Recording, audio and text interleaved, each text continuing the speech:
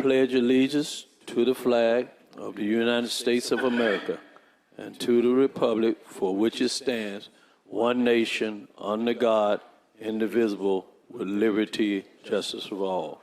To the Christian flag, I pledge allegiance to the Christian flag and to the Savior for whose kingdom it stands, one Savior, risen and coming again, with life and liberty for all who believe.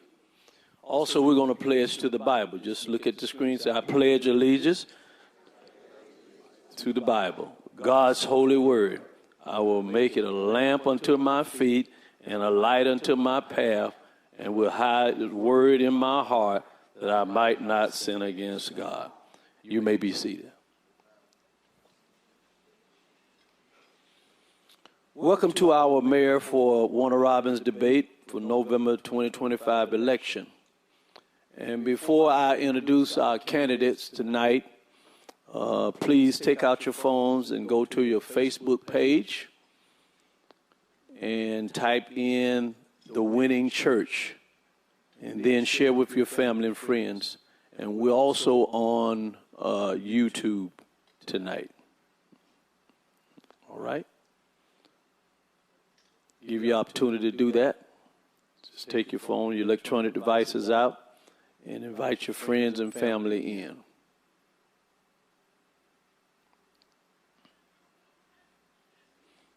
Tonight, our debate candidates are the incumbent Mayor Rhonda Patrick.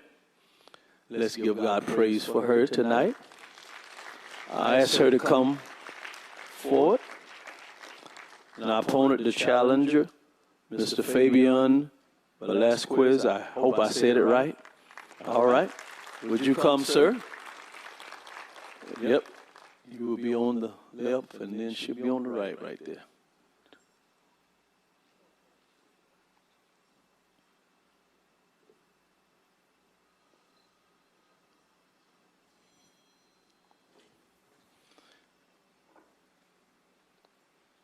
If you don't know, I'm Bishop Harvey B., the senior pastor of the Winning Church, and I will be the facilitator tonight. All right?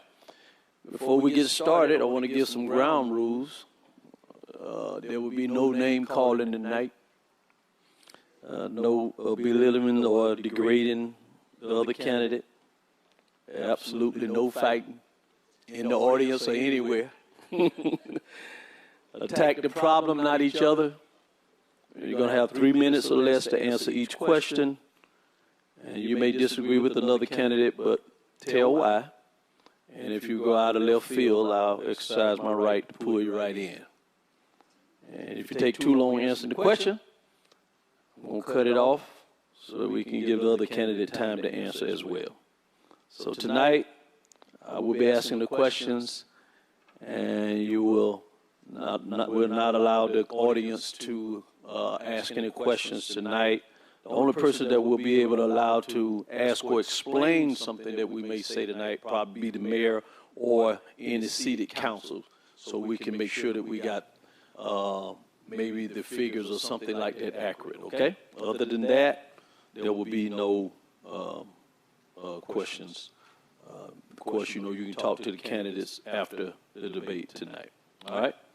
So the debate tonight is between the incumbent Mayor Rhonda Patrick and her opponent, challenger, Mr. Fabian Velasquez. And each candidate has 3 minutes to answer the question. And if the opponent has to say something about what they say, we probably give them two minutes to clear that up. But we'll start the clock. So by you all, you can stand, or either you can be seated. You can use either one. But you'll have the questions right in front of you on the screen, so if you forget what we asked, you can remind yourself. All right? So let's begin tonight. We're going to start with the challenger tonight first. And just simply, first question is, why are you running? Let's not start that one yet, but we're going to, this is just before we start the questioning. We just want to know why, and then we want to know from our incumbent, why are you running the second time? I think it's important that Make sure that's on.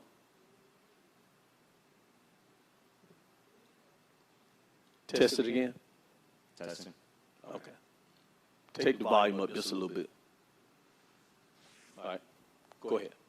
I think it's important that when there's an election, there has to be an opponent. And if Okay, hold on. Hold on, Mr. Vasquez. We're going to make sure this is right. Can we get another mic, or let's make sure this one's right?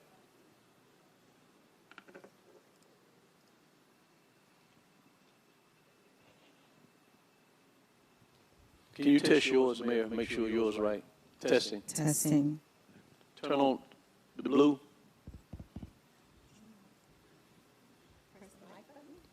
It's not on. Should be on. Testing. Okay. All right, you're on. Now test yours. Okay, yeah, that's better. All right, now let's start. Now start it all over again. Okay. As a resident, I have seen things in the city that I'm not happy about. Crime has continued to rise. Housing is still too expensive for either renting, or property taxes keep continuing to rise. And I'm not happy with how the city's developed away from itself. I'm a proud Warner Robins resident, and I hate to see that the north side continues to be forgotten time and time again in favor of new developments that expand the city limits and completely ignoring the people that matter. That's the people of the city.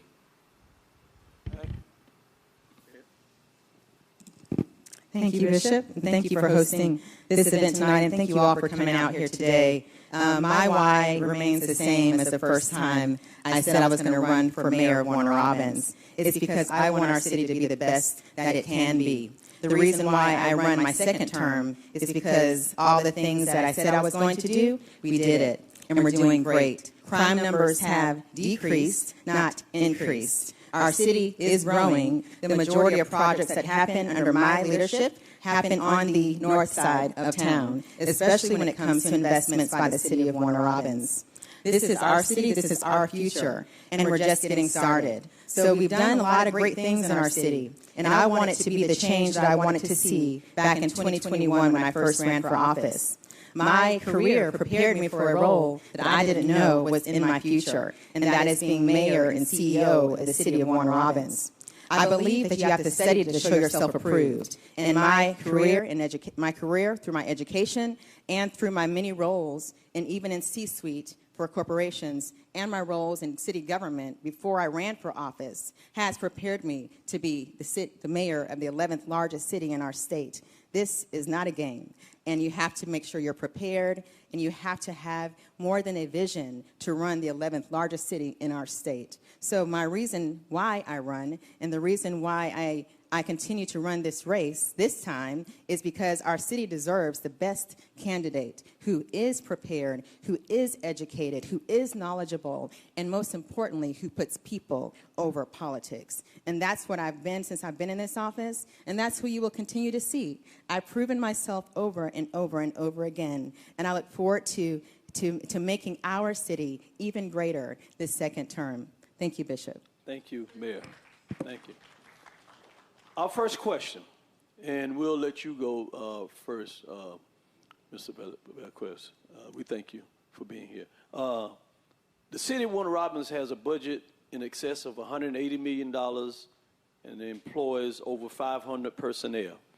This requires a substantial knowledge of governmental agreements, multi-million-dollar contracts, human resources, water, gas, sewer, enterprise management, government administration, and other quantifiable management skills. What business qualifications do you bring to the mayor's seat that can assure the public that you are capable of competent decision-making and tax dollar stewardships in these sophisticated areas? First, I want to acknowledge that the mayor is never alone in making these decisions. There's always accountants, lawyers that make up a team for the mayor. Same way I run my personal business. I own a landscaping company that manages 130 properties. And I have an accountant, I work with a team to make sure that the job gets done. And, you know, you said $180 million was this last budget. That's a lot of money. Yeah. And I think it's important that the budget be balanced. This year alone, our expenditures for payroll was $5 million more than our revenue. This is common knowledge among the workers of the city. James Drinkard has put out a video explaining how in dire situation we are with our budget. And this has been known since at least May. And continuously after that, the mayor has said that our budget was in good condition, that our economy is just fine. And ignoring what the James Drinkard said, the city administrator, I think that's not a good thing to do. I think that we need someone that's going to work with the team to balance the budget, and we need a plan to do that. Thank you.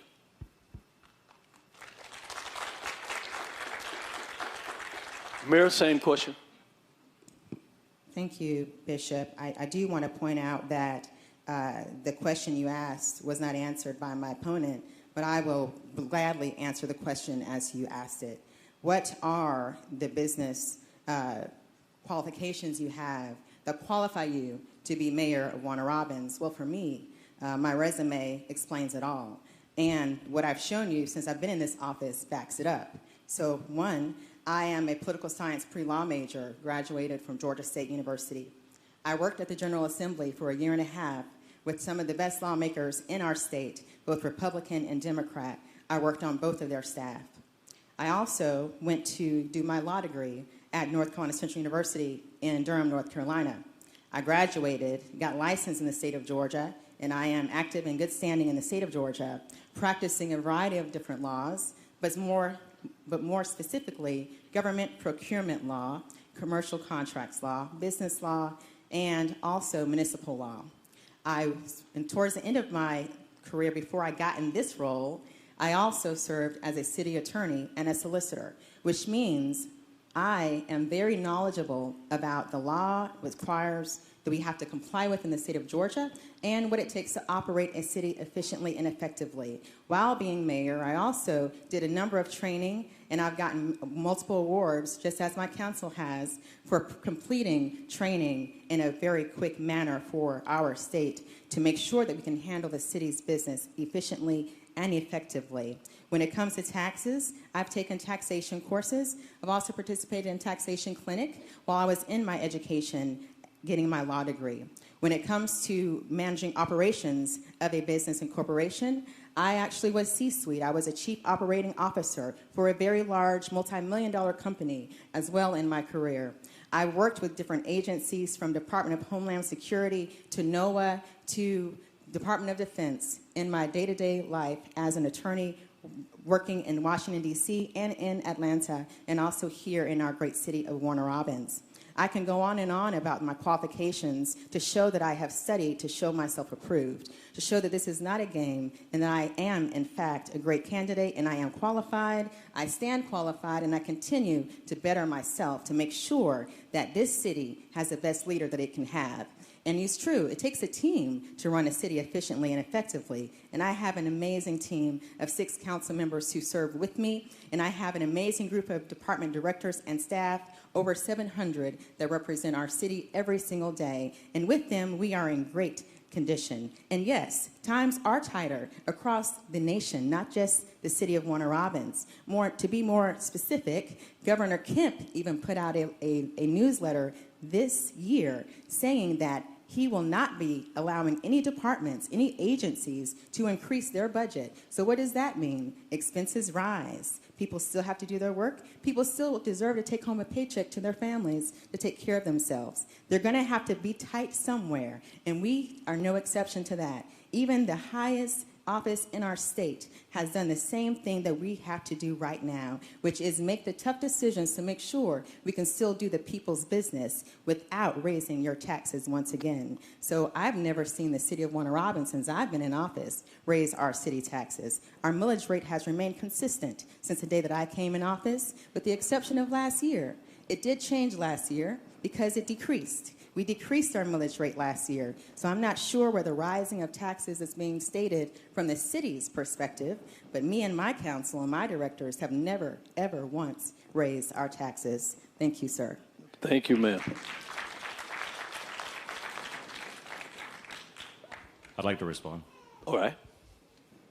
The mayor, she brought up her qualifications and her education. This is a working class town. A lot of the people here don't get educated because they work for a living. I myself work with my hands, and I don't degrade anyone that does so also. I think it's important to recognize that this town needs more than pieces of paper and degrees. It needs someone that has a plan. In the last 4 years, I have not seen a single plan on how to revitalize the North Side. I have seen a lot of wasteful spending. $77,000 used for a rebranding consultant from Tennessee to come over here to tell us how we should feel about the town. You know, the rebranding effort, that's not for us. That's for people outside of the city to be encouraged to come here. As someone that lives in the city, I care about what I think about the city. I care about what my neighbors think about the city. And it's unbecoming of a mayor to think less of someone in their constituency because they don't have certain qualifications. I think we all come here with ideas, and we need to hear those ideas out before we grant someone authority over us just because they have a piece of paper. Thank you. You may respond. Once again, I'm not sure where the opponent's getting his information from, but I never once looked down to anyone who does not have a degree. For example, for myself, I am one of the first individuals, I did not just do it, but I'm one of the first individuals in my family to go to a traditional university, with the exception of 2 individuals on both sides of my family. So I come from people from South Georgia, Thomasville, Georgia to be specific, and not all of them have college degrees. Majority of them do not, but it does not make them any less of a citizen. I also come from a very strong family that is in the military, very strong military background in my family, Army, and also the Air Force. And I, for one, appreciate every person who has served for our country, like my father did, like both of my grandfathers as well, and many other men and women in my family. So, yes, some people do want to go get higher education, and some people choose to go to tech school. Some people choose to get a trade, and some people choose to join our military. None of them are less than another because they don't have a piece of paper that says bachelor's degree or a law degree. But when you're talking about qualifications to do a role that is more than just a figurehead that shakes hands and kisses babies, you do need to make sure you can handle the people's business. Because for a city this size, there are real hard decisions that have to be made. There are real operations that have to be completed. And you cannot entrust someone who has not studied to show themselves approved to run a city the size of Warner Robins, Georgia. So maybe it's just me, but I know our city has a lot of individuals who take their careers seriously, whichever career it is that they've chosen. When it comes to landscaping or construction, great. They play a very significant role in our society. And I have many friends who do just that. Me, myself, I know how to operate landscaping equipment as well. So it is not something that is looked down upon. But when you make a decision on who is going to get hired for a role in any of your jobs, in any of your careers, you're going to pick the best candidate. You're going to pick the candidate who knows what they're doing, not someone who thinks this is what you can do. You need to know what you can do if you want the best candidate for a position. So please don't believe the rhetoric of what's being said and putting words into LaRonda Patrick's mouth, because I am very good at articulating and communicating exactly what I do mean. So when it comes to looking down upon someone for not having a degree, I would never in my life do that. You know why? Because my grandmother doesn't have a degree. Neither of my grandfathers have a degree. I have uncles who don't have a degree. I have a brother who doesn't have a degree. And I have cousins, aunties, a whole host of people in my family I love so very dearly who do not have a degree. But that doesn't matter because they still mean something in this world. They still have careers they care about, and they still are contributing members to any society they step foot into. So I want to make sure we clear that up for the record, because I will never allow anyone to ever degrade someone because they do have a degree or because they don't. Thank you. All right, thank you. Can we move on to the next question? And we'll start with you, Mayor Patrick, first this time, okay? Question number 2. What changes need to be made to the charter, and should council or the voters decide on any charter changes? Okay, your question is what changes need to be made to the charter? Well, we do need to update some outdated information on our charter. We do have a city administrator. The last time we had a charter change in the city of Warner Robins, we added having a city administrator for our city. For those of you who are not aware, we have Mr. James Drinkard, who joined our team from Alpharetta last October, and he's been a very essential part of our team. Before we got our charter change, which was before I was in office, the city of Warner Robins was one of 2 out of over 500 cities in our state who did not have a city manager or a city administrator. So the significant change in our charter predated my term in office, but it was also very important. As the CEO of Warner Robins, there are a lot of operational things I have to do, including managing personnel.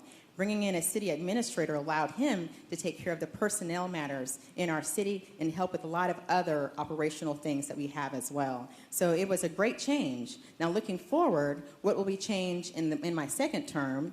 We're going to look at updating some of the terminologies that we're using. There are still things that are outdated that don't make sense in any municipality. When we go to trainings, we hear about ways to make our charter more efficient, adopting best practices, and those things will be done.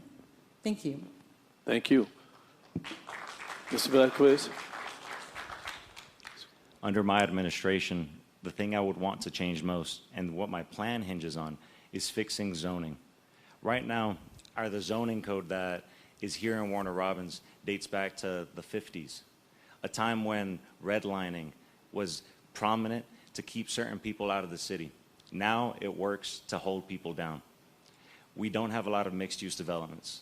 People can't open up stores close to their homes, and people cannot live close to where they work. This is a gateway to making things easier for the working class to afford to live in the city. It's a gateway to making the city walkable. This is something that should have been done in the last 4 years. This should have been done 20 to 30 years ago, but at least started the project on day 1 of an administration. My goal would be to do this immediately so that we can see the benefits, not 20 years down the line, but hopefully 4 years down the line. Instead of waiting for me to have a second term, I want to fix the city's DNA, which is in the municipal code, and fix the building codes and the zoning codes that hold the city back. Thank you.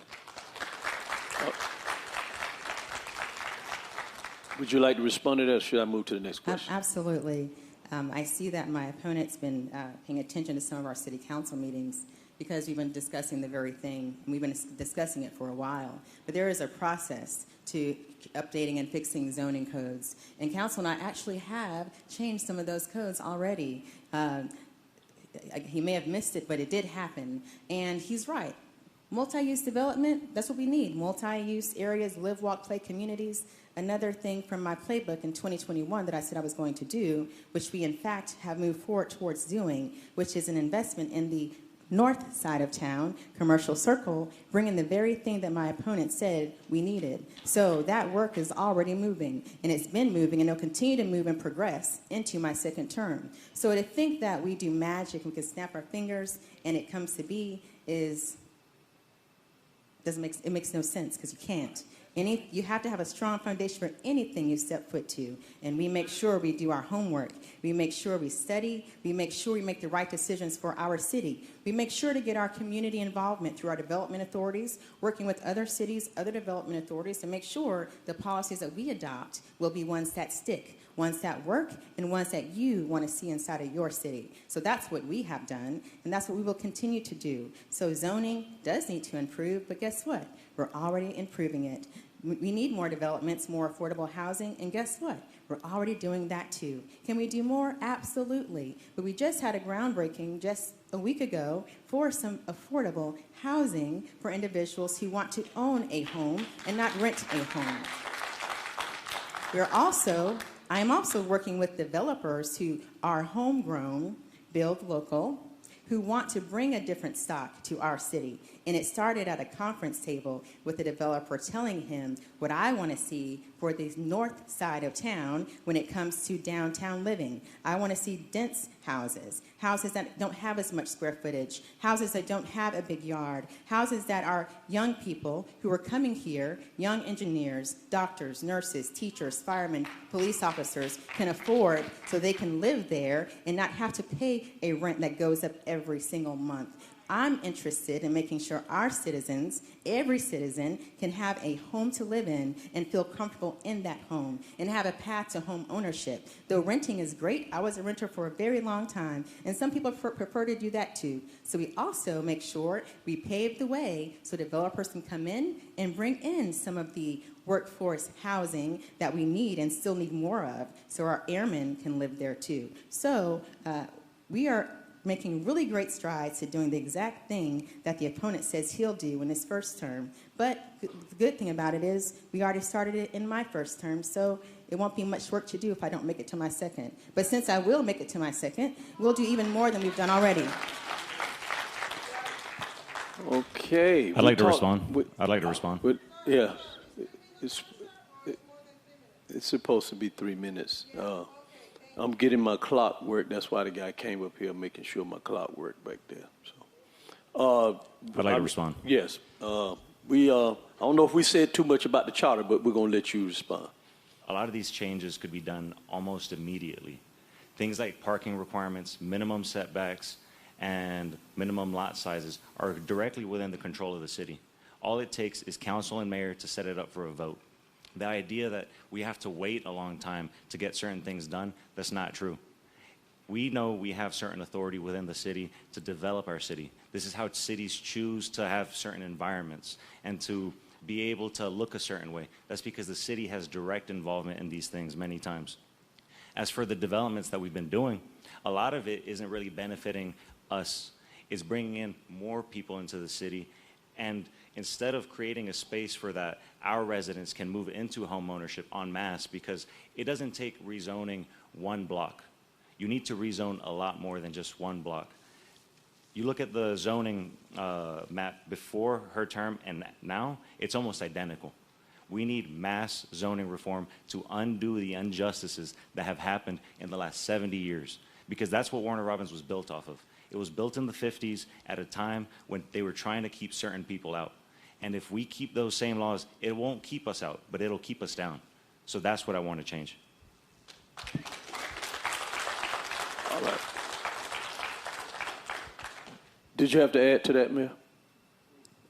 I'll take out a little bit in my answer for the next one to respond to that. All right, okay. Since someone is complaining about our time, Yeah. I'll also make sure I cover it on my end as well. Yeah. We got the time. Just let us handle that, okay, ma'am? We got that. We got that. We working that. All right. When we look around the state, over 95% of the cities have a city manager, CEO, and you mentioned about having a city manager, Madam Mayor. Most of them have a city manager and a part-time mayor form of government, and the majority of those cities pay an effective tax rate of 3.5 to 6%. Warner Robins citizens pay an effective tax rate of 9.98%. Only 2 cities with a population of 250,000 have both full-time mayor and full-time city manager. And I know that's what we have right here. But the question is, how does this form of government benefit us as citizens of Warner Robins? Okay, that's a really great question, and I can break it down quite simply. Oh, the timer is working, ma'am. Yeah. So quite simply, when it comes to cities who have a city manager form of government or a city manager form of government, the majority of the cities in Georgia do. They don't mostly have a strong mayor like Warner Robins has, but the larger cities have that. Some of them are consolidated governments, so they are able to have a lower millage rate because they receive all the money for the entire county, not just for a city like Warner Robins. In our city, and if you look at other cities who are set up the same way as us when it comes to collecting taxes from your municipality only, we have one of the lowest millage rates in the entire state. For consolidated government, again, that means a city is now a county. For example, Macon-Bibb, who is no longer a city, it is a county. Augusta is the same, so is Columbus, so is Athens. Those cities will have lower millage rates because they have a lot more tax dollars coming into their coffers than we do. If Houston County became a consolidated government to be Warner Robins, Houston County, instead of the city of Warner Robins, city of Perry, city of Centerville, an unincorporated county, we would get a lot more revenue coming in to share as well. We also get access to more funding from our state government that come in the form of local option sales taxes. We only have in the city of Warner Robins, we only have a special purpose local option sales tax, which is your tax dollars at work for all capital improvement you see in our city. We don't have a loss. We don't have a most. We don't have an OLOS. The list, we don't even have a T-SPLOS. So when it comes to the revenue coming in, we're very limited. But we do great things with the money that we do have. And we're able to make sure all the business is done, again, without raising our millage rate. Are times tight? Absolutely. And do we need more revenue? We surely do. So we have to make some tough decisions. We have to tighten up our purse a little bit more than we have done it. But we cannot decrease our quality because you all deserve the best quality because guess what? I live here too. I pay property taxes just like you. I pay income taxes just like you. I pay state taxes just like you do. And I want to make sure when I call the police, they come. When I call an ambulance, they come. When you need your trash picked up, it's picked up. When the roads are bumpy, they go through the process to get repaved. And we're going to make sure we continue to do those things. But for the question you asked, that I said I was going to come back to the zoning. In 2023, I think I have some council members in the room, I think we made a vote to set setbacks, to talk about parking, and to do all the other things that allow us to do mixed-use developments in our city. And we're already implementing those things. We already have developments that are coming to town right now who followed the new rules that we had. Thank you. Thank you. All right, Mr. Vasquez. You like to respond to that question? All right. Frankly, I don't remember the question after that long response. Okay. But you want me to read it again? But no, it's all right. She talked about the taxes and how she's been able to... she had 3 minutes. Yours is starting now. Look back there. Yeah, and how she's been able to keep the taxes down, the millage rate. This year, Georgia passed a bill effectively capping what your market value house would be to 3%, I think. And so year to year, your taxes wouldn't go up so much unless they raise the millage rate. But because this didn't pass in Houston County, and frankly, I think the mayor should have been very loud about it to keep this from happening in this county. But because the county opted out of it, now our elected officials can hide behind the millage rate. They can hide behind how they lower the millage rate when essentially your property values are going through the roof. So yeah, they lower the millage rate, but they still tax you more. And you never see how that affects you. You never see any improvements on the benefits on the services you're receiving. We're cutting services. Trash pickup isn't the same. The roads that we're building, they're all moving away from Northside. It's just until this year that they started to pay attention because it's an election year. So frankly, I think that we need to take responsibility for how we tax our residents. And we need to be outspoken. You need a champion. You need someone that's going to speak up against the county. You need someone, not someone that's going to join the county. You need someone that's going to work against them because they are not you. They are somewhere else. They're in Perry, they're in Bon Air, they're in Kathleen. You want someone that's going to be a Warner Robins resident first. Okay. Thank you. All right. Let's move to, since, we're talking about management subject. The city appears to be depending more on the enterprise fund and the emergency funds to fill the gaps in the budget. Now, these are not my questions. These are questions that was given to me. Do you view this growing dependency as standard procedures or a problem? Yes, you can go first, ma'am. Thank you, Bishop. When it comes to your enterprise funds, that means these are going to be utilities that a city, a municipality owns. They are an asset. Just as if you have your home that you own, but then you have rental properties. Those are all your assets. You make money off of your assets. We make money off of our assets, which is the things that we own: water, gas, sewer, stormwater, those types of things, including trash. We own the operations of those things, and we make money off of them. So the only way for us to utilize the profits from our assets is to put some of them into the general fund as necessary, because who are the ones that support all those operations? We, the taxpayers, we support it.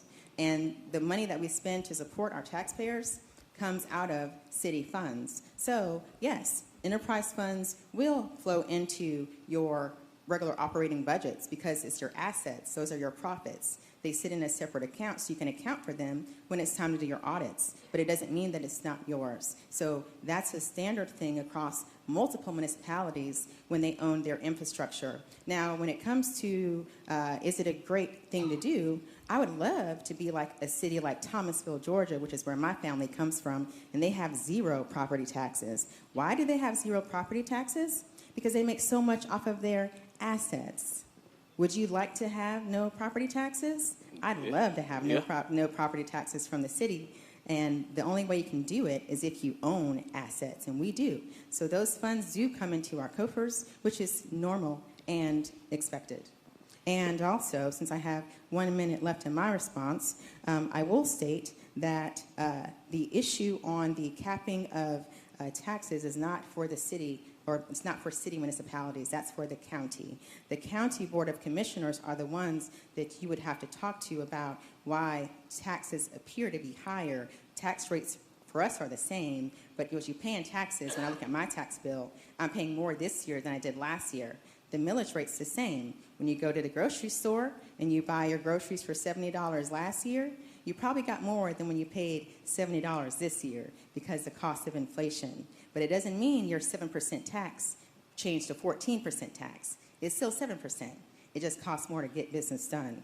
And services for us are not decreasing, and even as our boundaries expand, we make sure we keep up with the needs, we make sure you don't cut your services, and we don't cut your quality. And we have all the data to back up that, so I'm not making it up or pulling it out of the sky. So working against the county is something that we will not do because it takes a team to get work done in Houston County and Warner Robins. Thank you. Mr. Fabian, the same question. What do you think about the enterprise fund and the emergency fund filling the gaps I'll get of to the that, budget? but first I want to point out how she said you have to talk to the Housing County Board. The mayor should be doing that for you. They should be advocating for you. It's easy to ignore you. It's easy to ignore you when you're sitting there and you don't have any power or authority, but it's really hard to ignore the mayor. When the mayor comes at them and tells them what they need to do for your benefit, that's when you want someone working against them. Now, as for the enterprise funds, this city is incredibly dependent on them. That's a symptom of insolvency. When you're pulling money from your water utilities to pay for payroll, for police, and things like that, that goes to show that you're not going to have money any left to fix the plumbing. That's why the city has so many water main breaks everywhere. And this isn't her fault. I'm not going to put the blame on her. This is something that has been happening in Warner Robins for a long time, and this is because of the way that the city developed. If we keep pulling money from our water enterprise to pay for the general fund, we will not have money to fix the plumbing. That's already happening. It's getting incredibly difficult to keep track of all these water main breaks. And, you know, we have these issues now. What we should be doing is focusing that when we do develop, we avoid the mistakes of the past. We should change the way the zoning works. We should focus on not expanding the city limits, because as the land increases, you have to pay for the infrastructure. You have to pay the water utility bill, and when they go up because they don't have enough money to fix it, you're the one that's going to be paying the bill. So the fact that this city is running off of enterprise funds, that's not a good thing. We need to figure out how to fix the zoning and how to fix the way we plan this city out so that we can generate more wealth with the land that we have instead of trying to continue to expand out. Thank you. You like to respond to that, Mayor? Yes, please. I'll wait for, thank you. All right, so when it comes to enterprise funds, as I already told you the truth, I studied, is what I said is correct. That's how, what I stated is how enterprise funds are done. But when it comes to not being able to fix our infrastructure because we are utilizing funds from our asset. That's absolutely inaccurate because we have double-digit millions in surplus in our enterprise funds. Money just sitting there that come from the services we've received for years, just sitting there. And we have plenty of money to get work done, and we do. So our enterprise funds, since I've been in office and at my State of the City last year and this year, I shared the percentage of growth in enterprise funds, even after we take out money from our asset, the profits that we have gained. That we have increases up to over 200% in sewer, and up over 100% in all others except for trash and stormwater.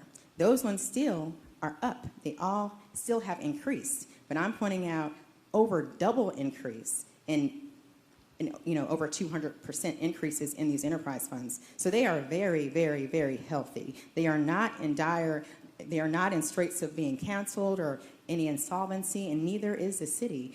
We are a thriving city. We have what we need to survive, and we have what we need to thrive, and we continue to thrive. We continue to enhance our services. We continue to grow. We continue to bring more benefits to our city taxpayers every single day, and we're a really great team to work with when it comes to the county government. And when I said you would have to talk to the county commission, I was not talking about we, the citizens. I was talking about my opponent who said that he was making it a city issue. That is a county issue. So when I said you, sir, I was talking about my opponent, not the citizens. And he's right. I am the mouthpiece for the city. That's why I listen. That's why I take notes. And that's why I move according to what the majority of individuals tell us we need to do. And many people in this room have sat down with me in a conference room or out in public or in a shopping center and shared your views, and we listen. The same thing with my council.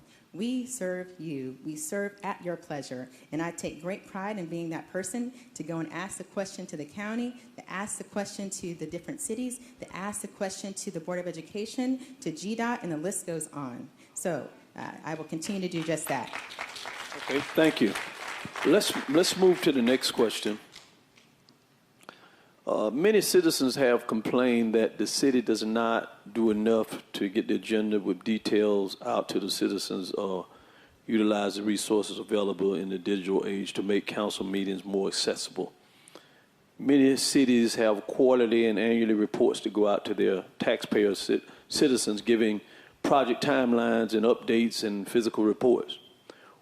What will you do to assure the public has more accessibility and options to keep up with this city business? That will be to you first, Mr. Fabian. So with the financial information for the city, it's not quite easy to read. It's not quite easy to find because the way the city puts it, it's all on behind the website, and you have to look through a lot of things. Now, in order to make it easy for everyone, it should be very transparent. You want it, it's there immediately. We film, I've noticed, and I'm grateful for the fact that they've been live streaming some of these city council meetings. Could have been doing that a long time ago. A lot of this stuff that people are concerned about, they could have done this already. It's only until the end of their administration that they want to actually do this stuff. So social media, I'm a big fan of using it. Now, when it comes to,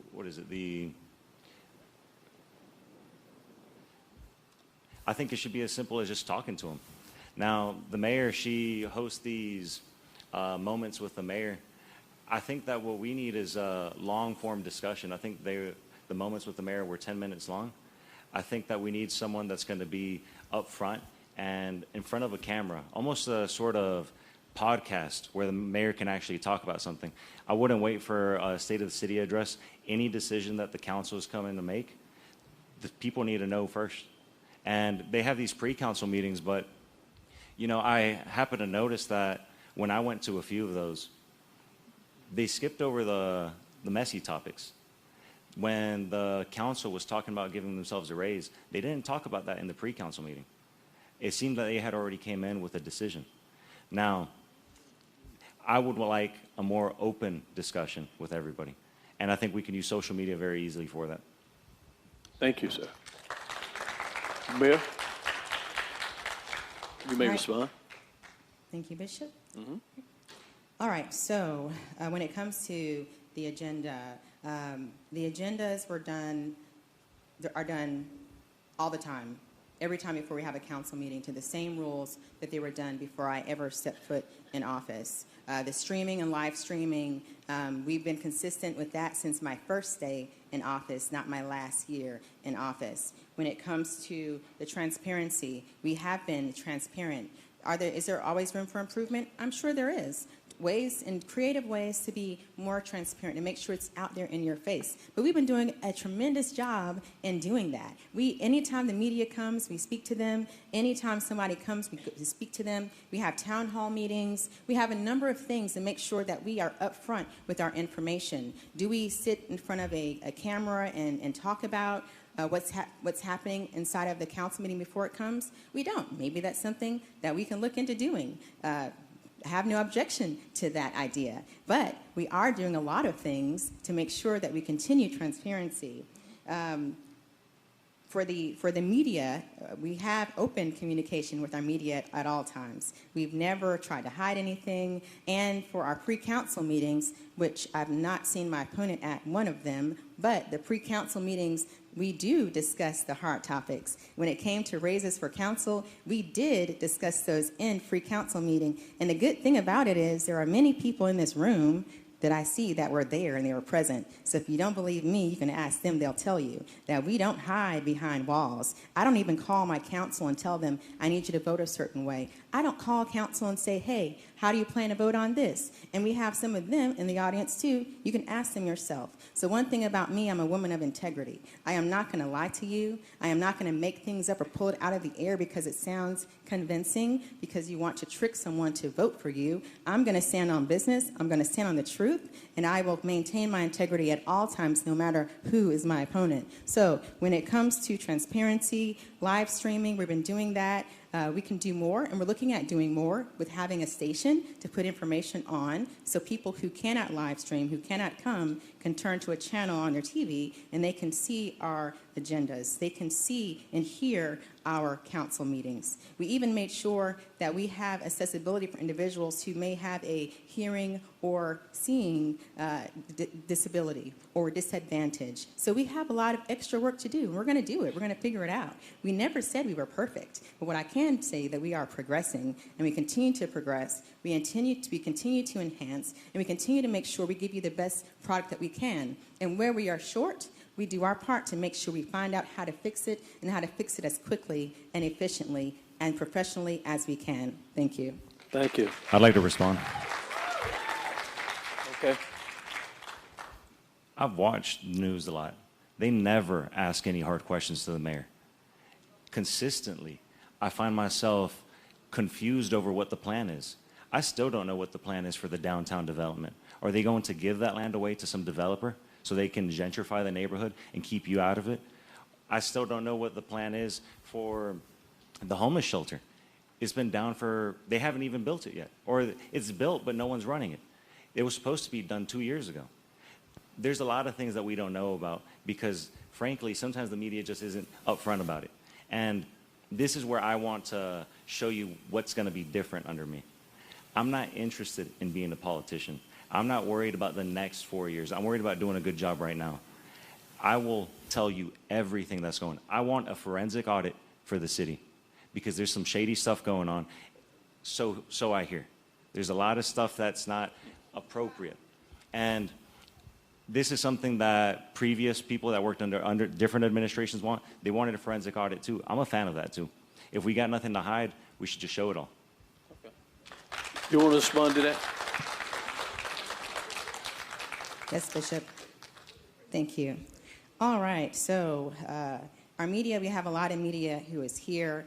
They're here today, and they've done a lot of interviews with the city council members, staff members, and myself. And they are actually really good at reporting what happens in the city of Warner Robins. Each station has reported more than once about the plans for downtown commercial circle and the redevelopment district. Many of them have reported many times about the Haven Hope House.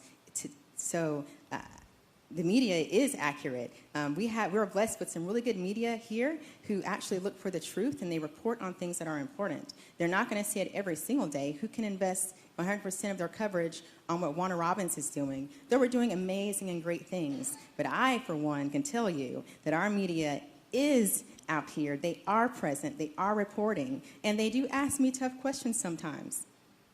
I would ask them to answer back, but they can't. But you can ask them. They're all back there. They'll tell you that I answer tough questions, especially my first year. And anytime there's something tough, I tell them, you can go ahead and ask me the question. It doesn't matter what it is. Just give me a chance to respond. The good, the bad, and the ugly. And I tell reporters that. I tell people who run the news station that very thing. One of the new individuals who came to run one of the stations more recently, he actually was surprised when I told him, I know you're gonna report the tough stories. And that's fine. I want you to. Just give us a chance to respond. And he was blown away because we are what? Transparent. We lead with integrity. We want to make sure that we are telling the truth because there's what good does telling a lie do for you when the truth stands on its own and it can be proven that you were lying? So we don't do that in the city of Warner Robins. We have tough questions. I'm answering tough questions tonight, and I don't shy away from tough questions. I will always receive tough questions, and that's fine. Forensic audits, when I was running, people would tell me to do a forensic audit of Warner Robins too. But good thing about it is we have a lot of experts you talk to, and you find out just how expensive a forensic audit is. And if you're going to audit something, there should be a red flag to tell you you need to audit it. The city of Warner Robins didn't have any red flags. We still don't have them. And we have really great auditors who work on our team, really great auditors who don't work on our audits, but they work for us in other ways. They will tell us if we need it, and we will listen and we will do it. But just spending hundreds and thousands of dollars for a passion project to see if somebody spent something wrong makes no sense if there's no data to support its need. And I'm not about wasting taxpayer dollars, which, by the way, this election cost us $85,000 to do. So it costs money for everything we do, including the election that only 2 candidates are on for the city of Warner Robins. Thank you. Well, I'd like to respond to that. So you're implying I shouldn't have ran? You're implying that because it's going to cost the city money, no one should ever go up against you. Now, the city wastes a lot of money. I don't think that was implied. The city wastes a lot of money. Go ahead and explain it. The city wastes a lot of money. The downtown development, they're spending millions on buying properties around that area to try to entice someone to buy it from them. I would argue that we should have used that money in the neighborhoods around downtown.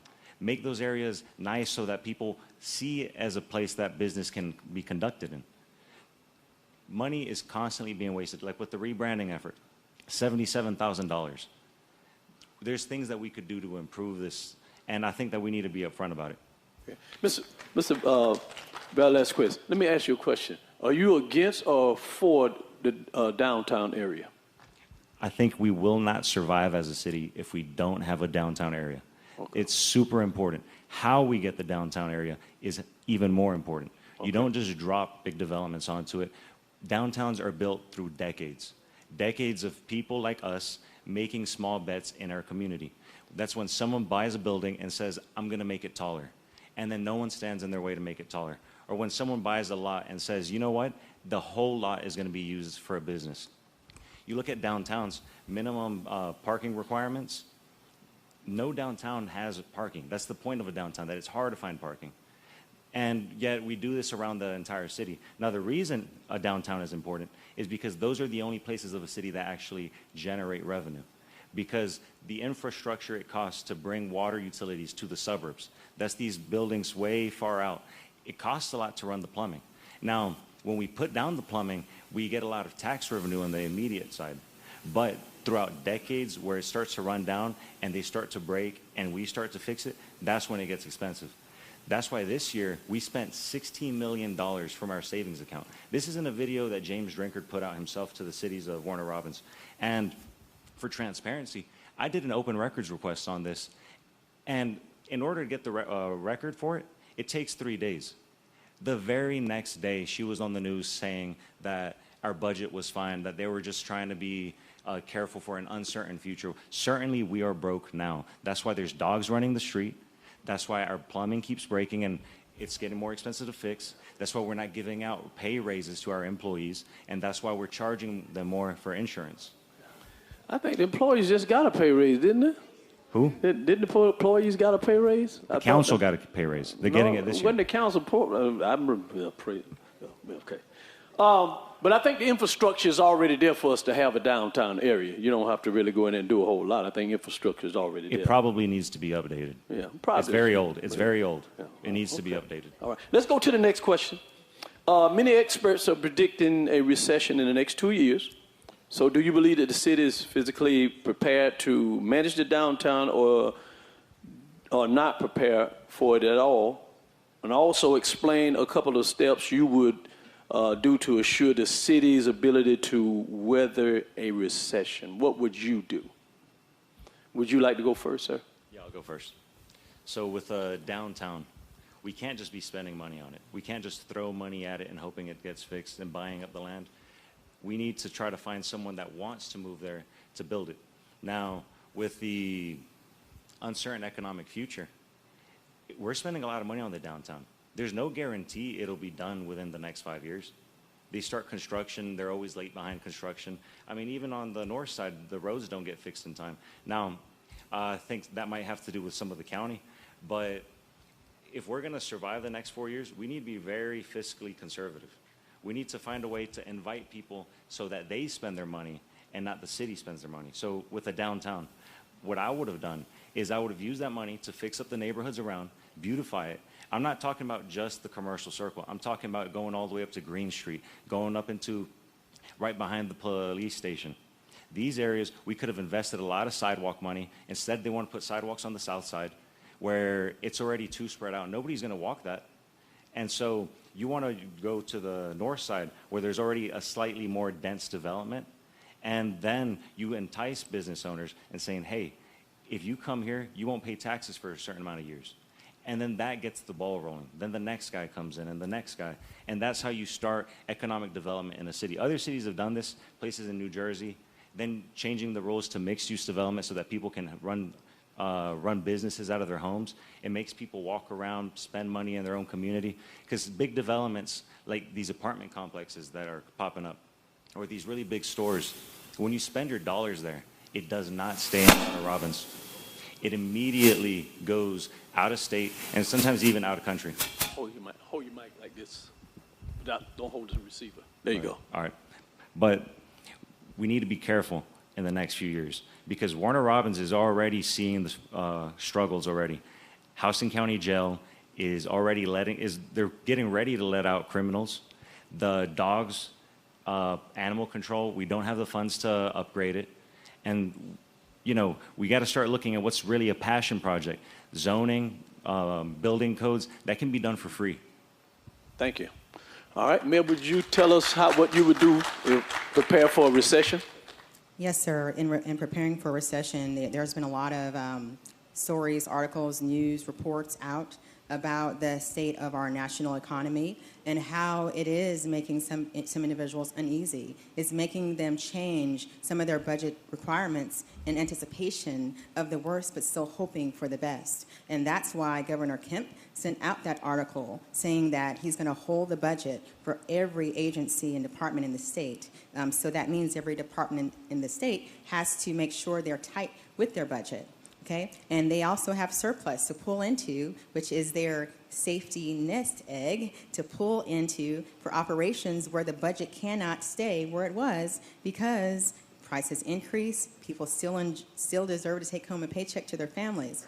And we had to make the same type of decision when we decided what we did with our budget in anticipation for the worst. We are not in a bad position. If we were, then our budget would not have grown $20 million.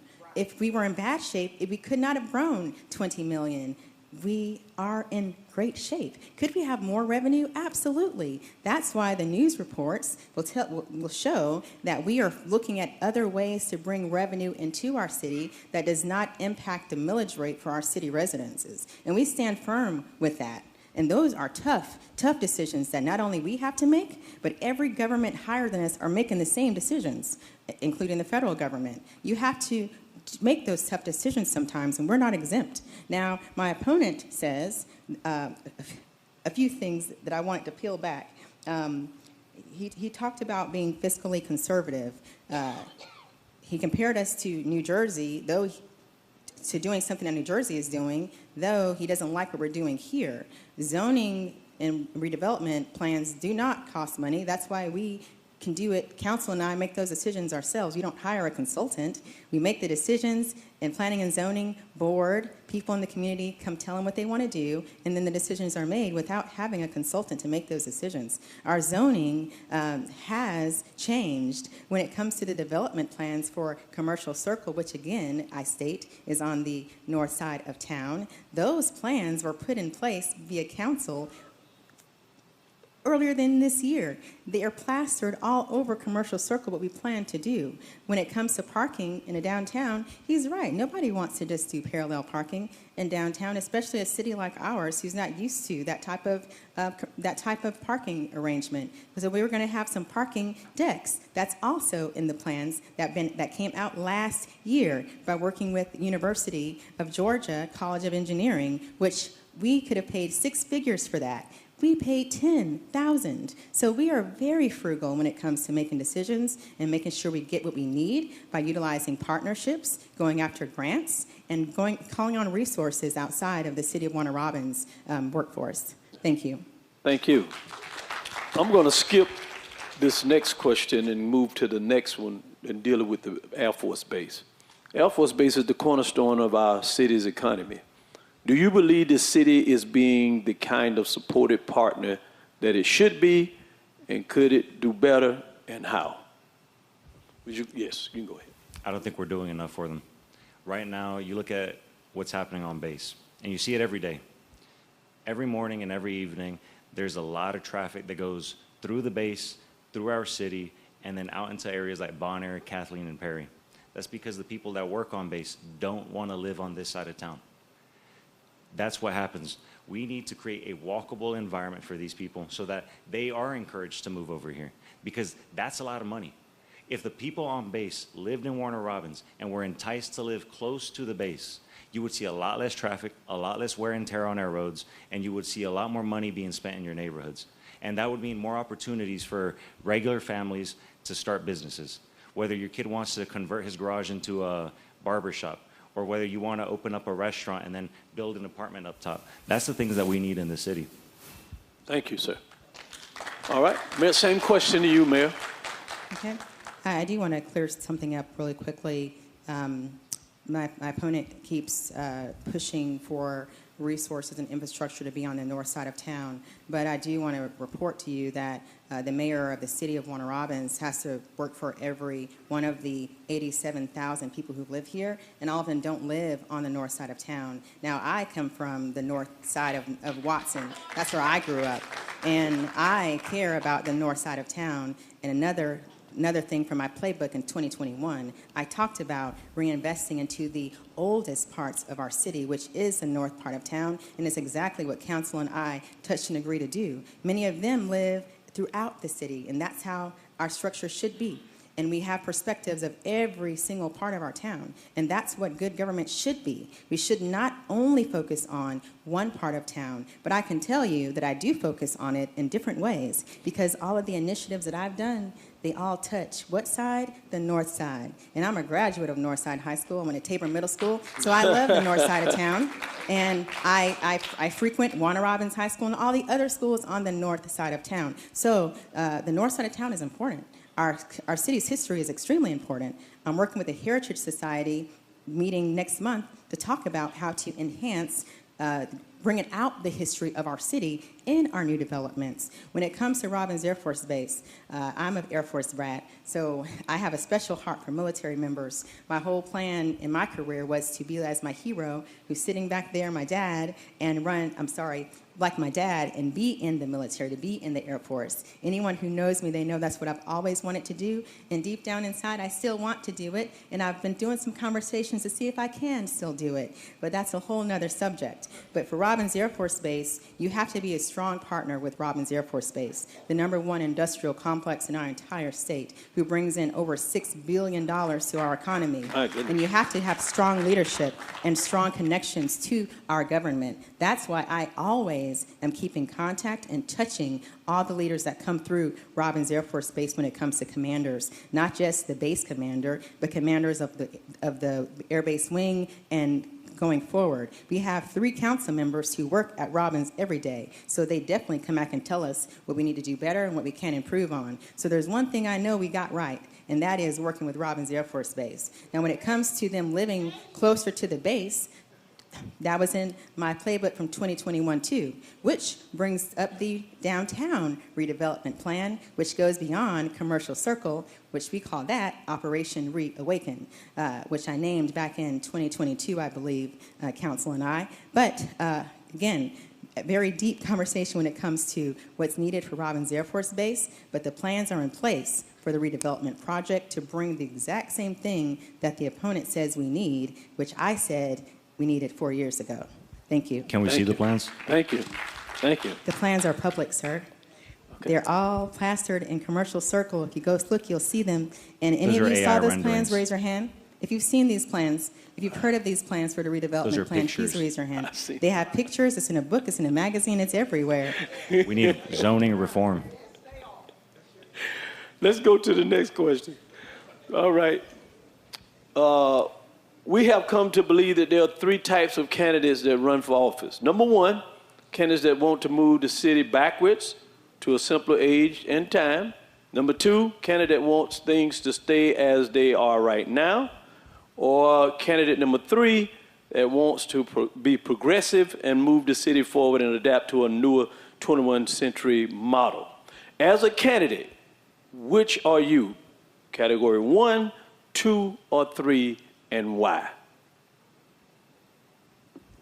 Whichever one want to go first. Fine. I'll take this one, Bishop. Thank you.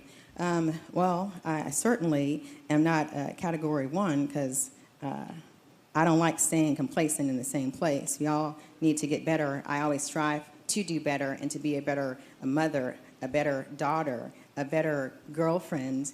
I strive to be a better leader, a better boss, a better friend. So I definitely am not number 1. Number 2, I'm definitely not moving backwards. That's not what we do. Council and I, we're always moving forward. So we identify as number 3. And the reason why we move forward is because we want the best for our city, and staying in the past is not going to help us. We've got to prepare for what's coming to us. We have Robins Air Force Base, who just got 4 new missions of advanced technological positions that are coming here. People are moving here, and we want them to pick Warner Robins to be their forever home, just like me and my family did when we moved here and my dad retired here.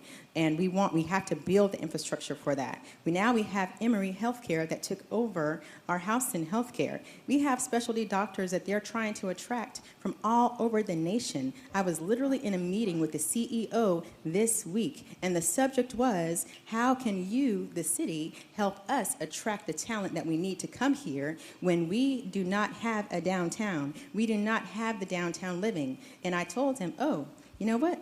That's exactly what we're working on. And I actually called the meeting to talk to him about the very need that he told me he had back in a board meeting that I was in with him. So I say we have to stay engaged with all of our community partners and make sure we're bringing what they need to the table. So moving forward is all we can do, because even if the city of Warner Robins doesn't move forward, Houston County is moving forward. If the city of Warner Robins doesn't move forward, Robins Air Force Base is moving forward, Emory Healthcare is moving forward, and our industrial park is moving forward. We're continuing to bring more and more industrial employers, bringing more and more jobs to the city of Warner Robins, not $9 an hour jobs. We're talking over $20 an hour jobs, $30 an hour jobs, career jobs to our city. So we have to be prepared. We don't have a choice but to move forward, because if we don't move forward, then all those individuals are going to go live in Macon. They're going to go live in Perry. They're going to go live in Centerville. They're going to move away from us, and we want them here because this is the best city in Houston County, if you ask me. So me and my council, we move accordingly to make sure we're always moving forward, building a city for everyone and continuing to elevate Warner Robins to be the best that it can be. Thank you. Same question to you, sir. Which candidate are you? I'm definitely the candidate for change. That's why I'm running, because if you want to see change, you have to change someone. And right now, what we're seeing, this is just an overall trend of what's happening in Warner Robins. The middle class is moving south. If they weren't moving south, you would see Northside High School and Warner Robins High School, Huntington Middle School, Northside Middle School, you would see that they would be growing a lot. But instead what we're seeing is Veterans Middle School getting built. The money is moving south. The city is moving south. 96 was not Warner Robins. Parts of it are still Bon Air and Kathleen. And Warner Robins is the North Side. It's Warner Robins High School and Northside High School. And for the last 20 years, it has not changed. It's just gotten worse. It's just starting to degrade. That's because the money's moving south. And we need to really think about what we're going to do to fix that. If the money continues to move south, the people are going to move south, and the problems are going to move north. And so I'm definitely the candidate that wants change, but I want smart change. Thank you. Thank you. Can I move on to the next question? Okay, good, good. Houston County spends over $350 million a year educating our K through 12. Yet over 70% of them leave after graduation and do not return to work and raise a family. Many have stated that they love Warner Robins, but it does not offer the career opportunities or community environment or the amenities they desire for their future families. A 25 to 30% retention rate is very poor. Is the city doing enough to draw diverse industry to the city, and what part does City Hall play in resolving this problem? You can go first, ma'am. All right. Thank you, Bishop. Kind of a little bit of the last question and this question kind of flows together. So I'm going to take an opportunity of my 3 minutes to say a couple things. Warner Robins is growing. We are expanding the area that we first started with when we were Wellston, Georgia. We are not just on the north side of town anymore. We go out to Veterans. Veterans is in the city of Warner Robins. Houston County is in the city of Warner Robins. And guess what? We're also in Peach County. We continue to grow. Why do we continue to grow? Because there's a large desire to live in a city that is ours. We are a desired place to live. People want to come here. So we have to prepare to make sure we have what is needed for all the things coming to our great city. My opponent talked about the schools. Again, saying the schools, Northside, my beloved Northside High School, and some of my council members' beloved Warner Robins High School who are in the audience.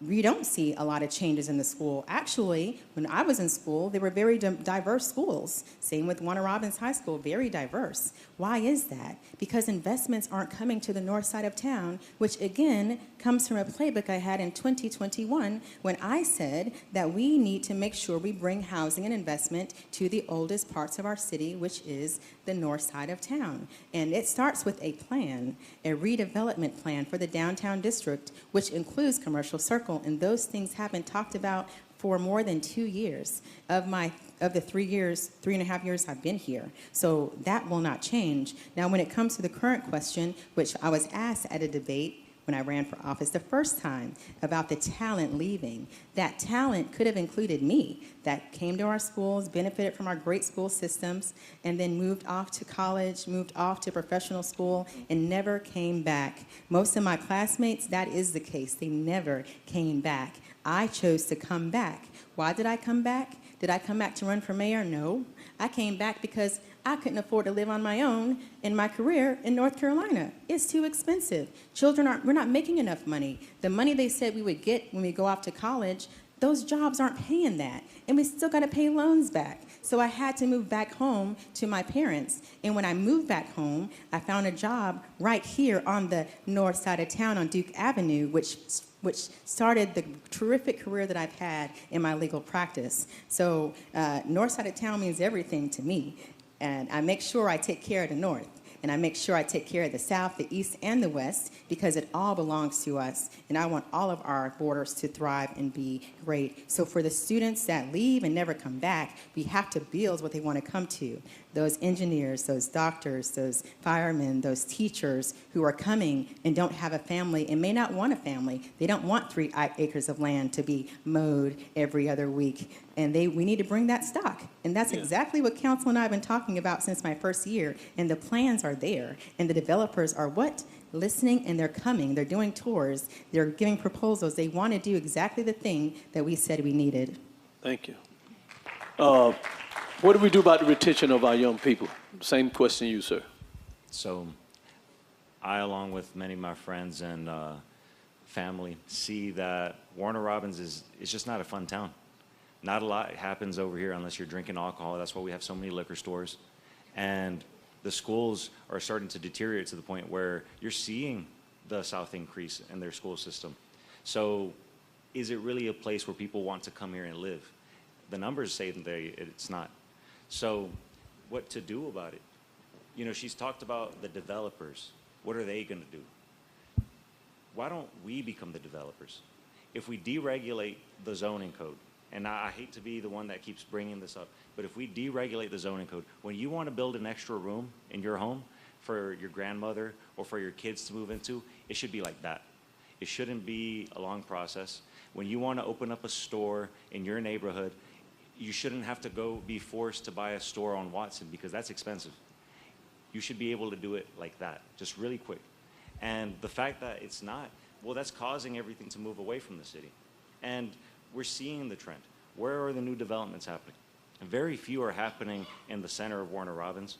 They're happening going further towards I-75 and on the 96 area. Because Bon Air and Kathleen, those are the new desirable areas. And if you live close to these areas, if we don't fix the north side, your taxes are going to go up. And as the middle class continues to try to move south, we're going to see that those property values are going to go up, and it doesn't matter how much they lower the millage rate. They could lower it a lot, but your taxes are going to go up. Now, with the north side, this is the nasty thing about taxes. Typically, the lower income properties are subsidizing the higher income properties because it takes so much infrastructure to run the utilities towards those new developments. They have to. It costs more per acre to maintain a property on the south side than it does to maintain a property on the north side. So really, we need to be worried about how are we going to build closer. There's a lot of empty parking spots on the north side, and then we continue to make the same mistakes and allow this sort of development on the south side. 20 years from now, the south side is going to have the same problems as us. So we just need to get ahead of the curve. If you want your kids to live close to you, if you want your grandkids to live close to you, we really got to rethink this thing through. Thank you. You want to respond to that, or should I move on to? I'll do it quickly, Bishop.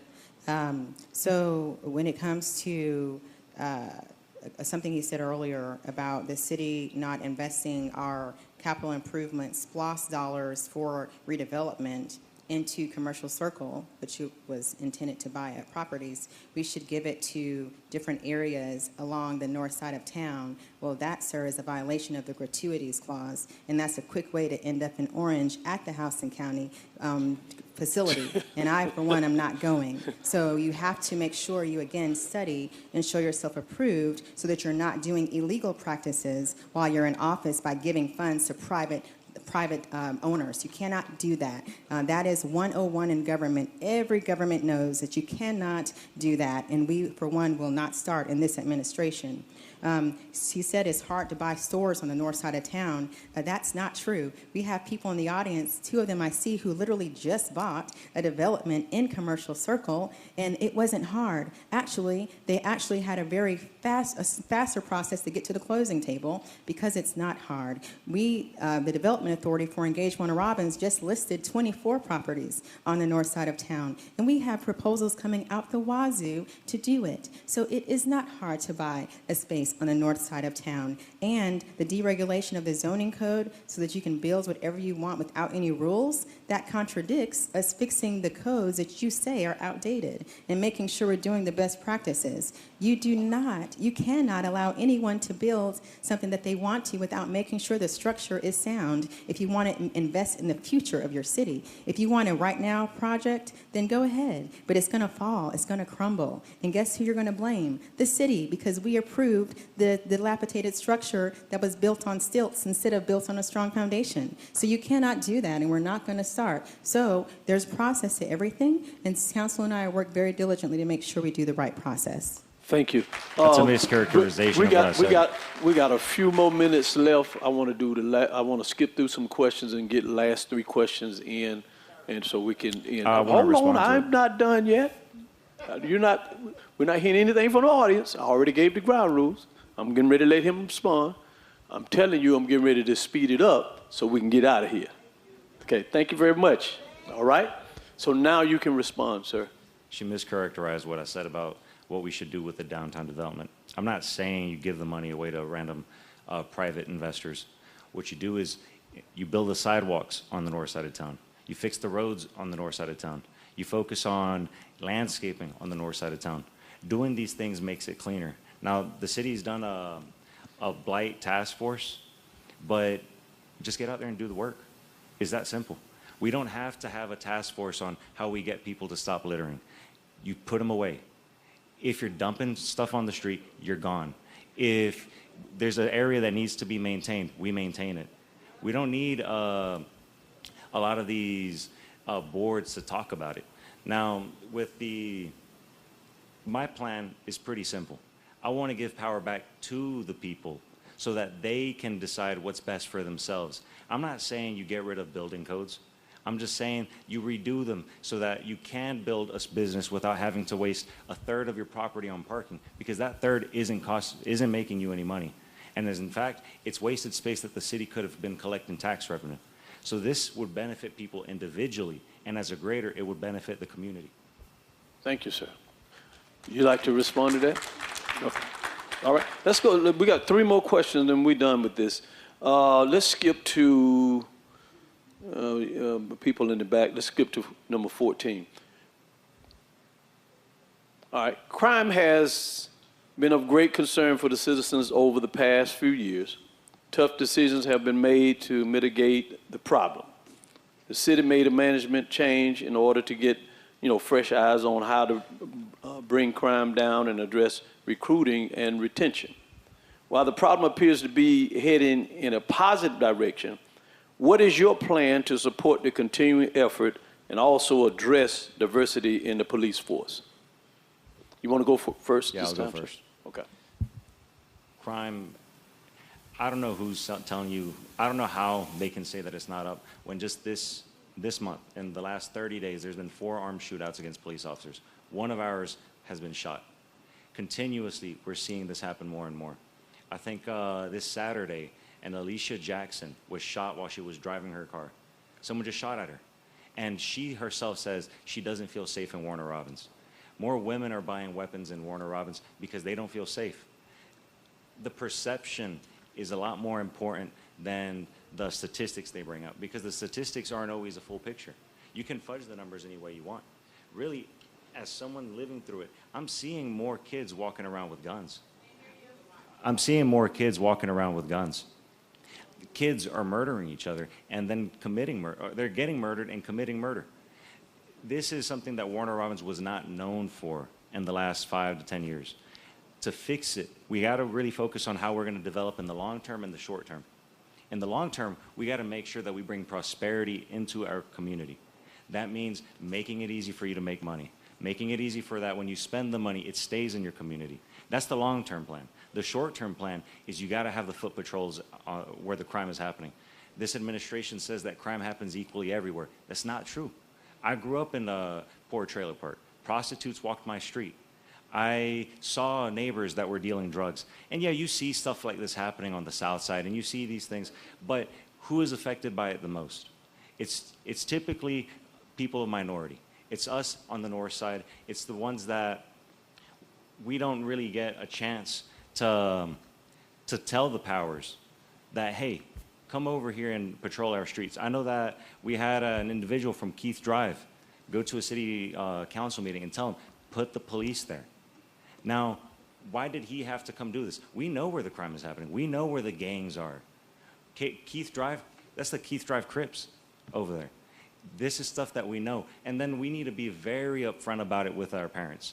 The people that have their kids in Warner Robins, if they don't feel safe, they will leave. And then the sort of development that the mayor has been prioritizing is welfare development. Now, when you think about that, who is moving into it? Africa Porter herself said from the Housing Authority, people are moving into Warner Robins to receive the stepping stone. I'm worried about the people in Warner Robins. I'm trying to help the people in Warner Robins first before I try to increase the amount of subsidized housing for everybody else. Because when you move out of subsidized housing and you own your property, that creates generational wealth. That's when your grandkids are going to have some money. That's when your grandkids are going to be able to go to college and live in the same city that you live in. Thank you, sir. Ma'am, same question. All right, so when it comes to crime in the city of Warner Robins, he's right. Perception is important.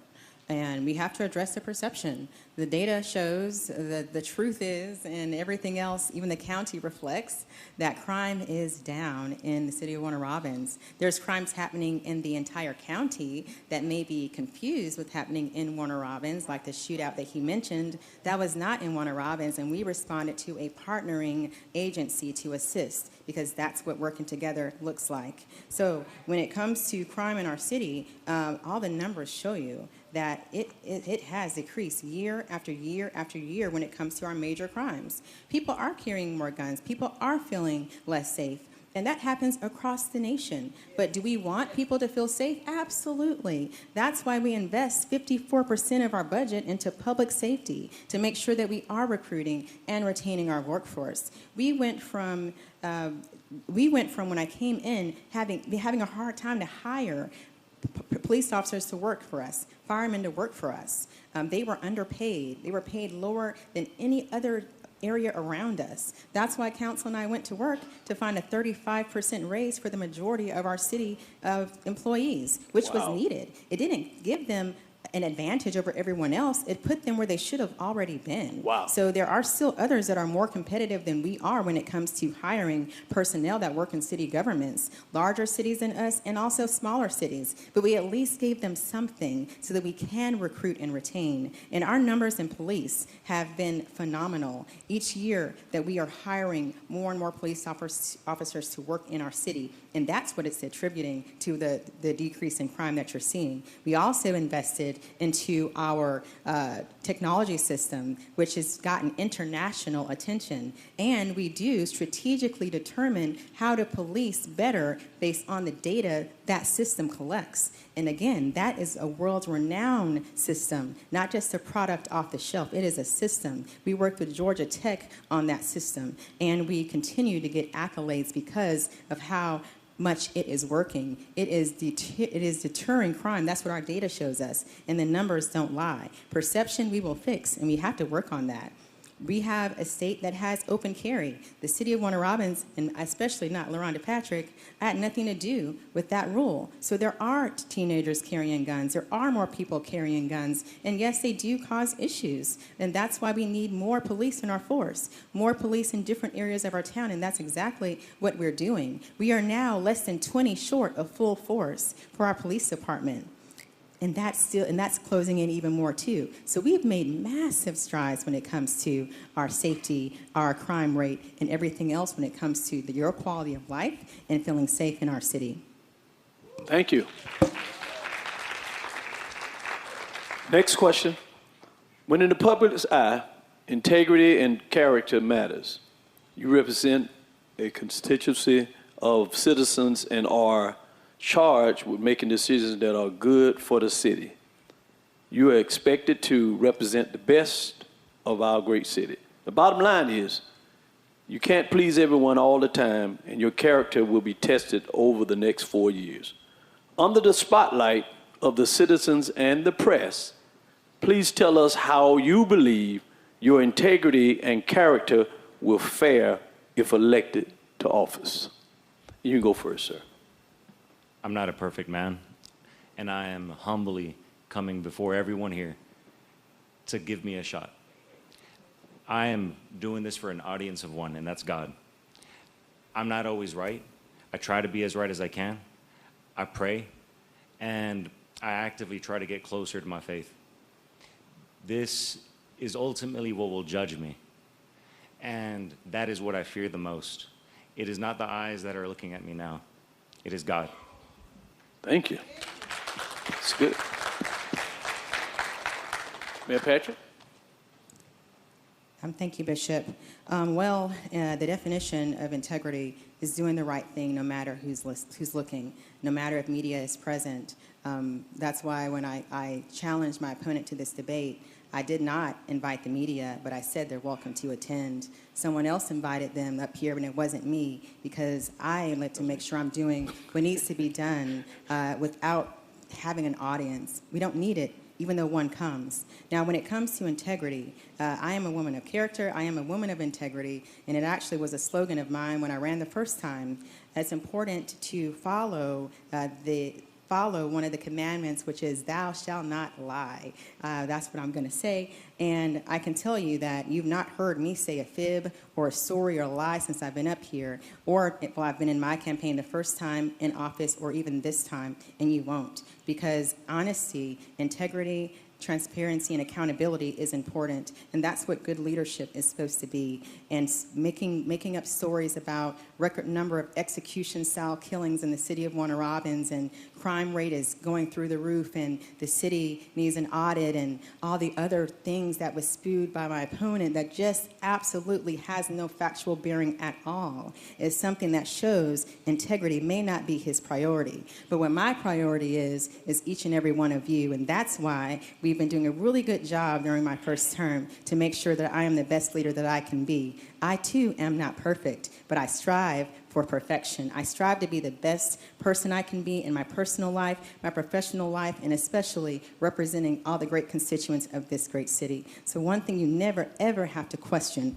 or go back and fact-check me on, and media's never had to fact-check anything that I've stated, because I stand on integrity, because the truth stands on its own. Even when people may lie about me, even when there were rumors spewing about me that definitely were 100% untrue, I still remained with my character, and I still kept my integrity. And I will continue to serve with just that amount of character, because that's who I am. That's the Christian that I am. And I serve a God who demands for us to be a reflection of him. And locking up people for dropping a paper on the piece of floor, that's actually not of God, and I would never do that, because if I did, we'd have a whole lot of lawsuits, and the county jail would be even more full. So we're not locking up people for littering, but what we will do is make sure we enforce things through things like our Blight Task Force, who are in the community, who are our fingers and our ears and our hands, to make sure that people understand we got to keep our community clean. The north side, the south side, the east side, and the west side,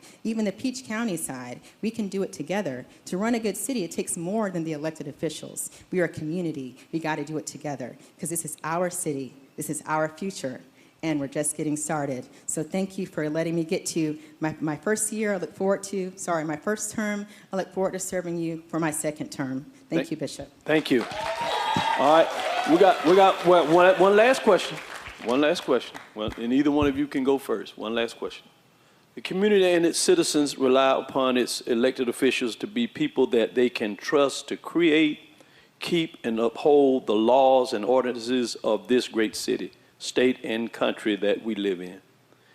When issues of candidate qualifications make the people uncertain, what do you propose you will do to make people have confidence that you can be trusted with their vote?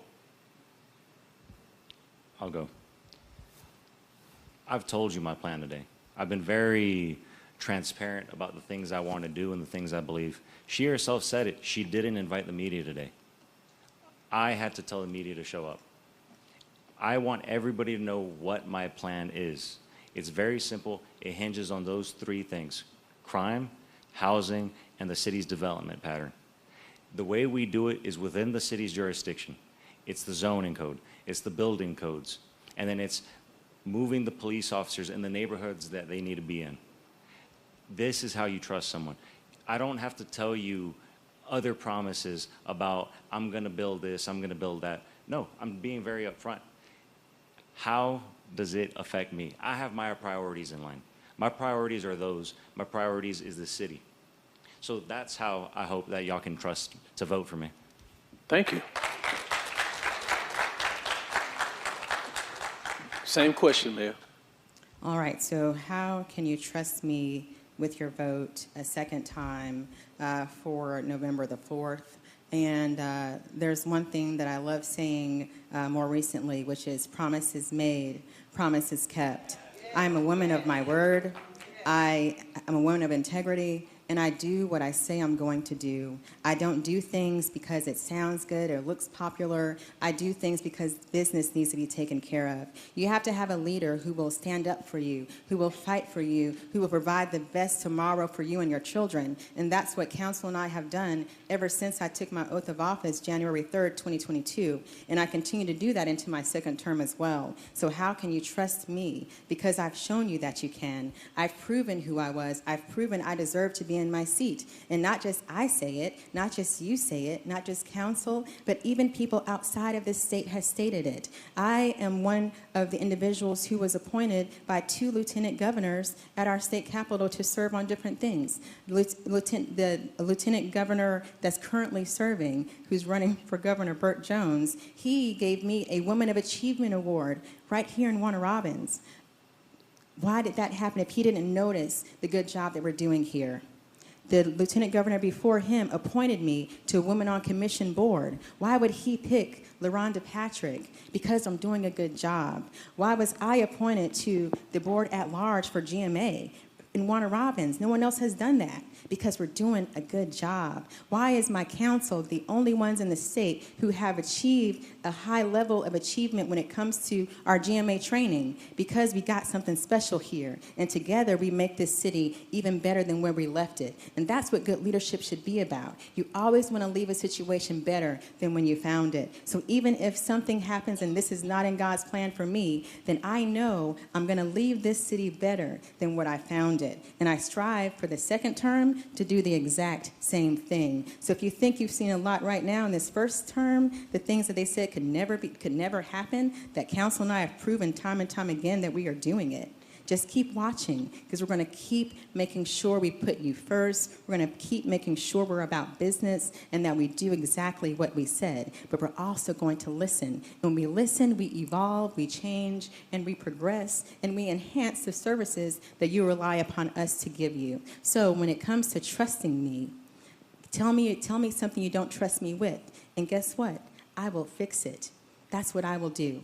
I don't proclaim to be perfect, and you cannot please everyone. I strive to, but even if people don't like me because I look as this, even if they don't like me because I'm pretty, even if they don't like me because I'm smart, even if they don't like me because I lead from the front and I am a servant leader to my core, and I don't even do red carpets, I still represent you too, and I'll make sure I do a darn good job doing it. So thank you so much, and I appreciate you doing this for us, Bishop. It's been a great opportunity. Thank you.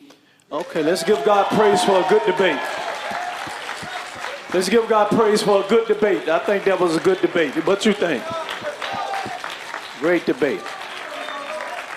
All right, all right. I want to thank everyone for coming. We want to thank God for all of our elected officials. Let's give them a hand clap. All of our elected officials, just wave your hand. Where are you? One over here, over there. God bless you, and we thank you for coming tonight. And I don't know, will you guys be around after to speak some of the, okay, all right, good, good. So thank you for a good debate. I've seen some bad ones, so this one turned out pretty good, all right? So let's, if you will, we're going to stand and we're going to close out with prayer, and then you can mingle amongst your friends or whoever, all right? Our Lord and our God, we thank you for allowing us to come tonight. There's no doubt in our mind that all of us are concerned about our city, the place that we live in. We pray that you will guide us and lead us in a plain path. Show us, give us direction, give us wisdom on what we should do, and let us, God, come together as one. We truly need unity in the community. So we ask that you would help us. And how we get there, we'll get there through your help. So we thank you for a great night, and it will continue to be good amongst your people. In Jesus' name we pray. Amen. Y'all have